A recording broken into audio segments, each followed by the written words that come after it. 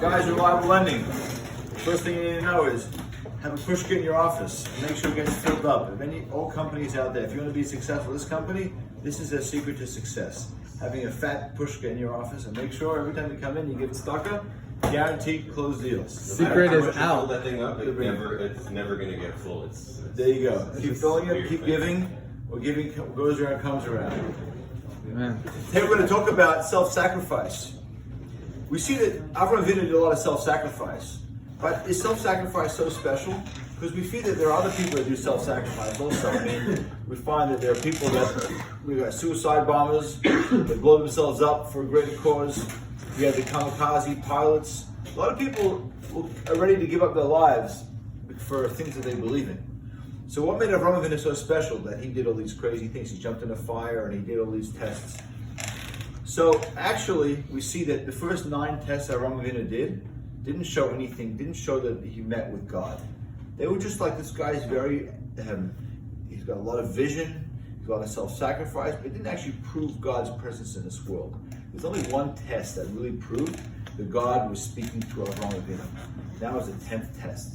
And that's why by the 10th test, which was the Akedas Yitzchak, God says, please do this test for me. The first 9, God never said please.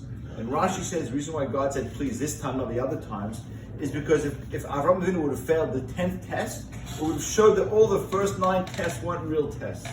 They weren't so serious. Why is that? Because the first 9 tests, Avraham Avinu was on a mission. He was on a publicity mission to publicize God to the world, and all the 9 tests helped him achieve his mission. This mission right now, the 10th mission, is just going to destroy his purpose. It's going to destroy everything. Why? So it's like the opposite. Exactly. Because everything he built up is in like his about future. to be destroyed. His future seed, who's going to carry on his legacy, he's about to kill.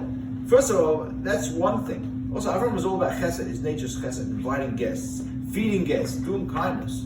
To ask somebody whose whole nature is kind to shecht his own son, to slaughter his son, goes completely against his nature.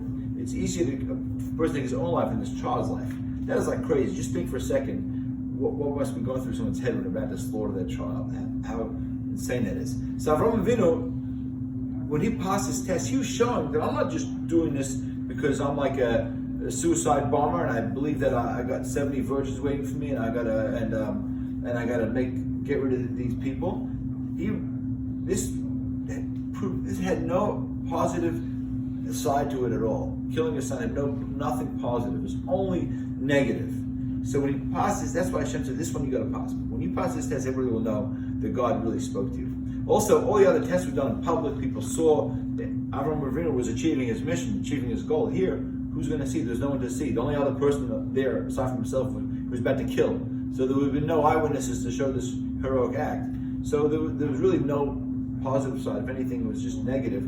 That's why it says here, this shows that you're real. This shows it's legit. When you do something which is so crazy, for no visible benefit whatsoever, we know that you must have met God. Only God could have told you that. And that was what really proved. That's what capped it, the Akedah. That's what made it serious.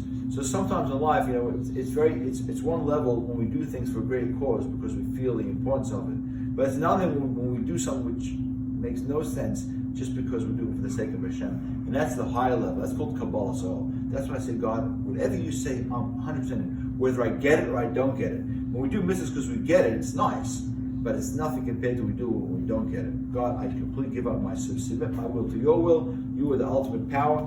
Nasa v'nishma. Nasa v'nishma. Exactly. I accept you, God. And then when we reach this level of acceptance, that's the highest level that a human being can reach. That's what Avraham Avinu hit. And when he hit that goal, everyone realized the first 9 goals were also because God told him, not because he was on his own spiritual mission of changing the world. So on that note, guys, I wish you all a successful week, blessed week, and remember, we want to connect with you. We've got to go beyond our own limitations. We're beyond our intellect. And that's how we really, truly grow, make that ultimate leap. Thank you. Very nice.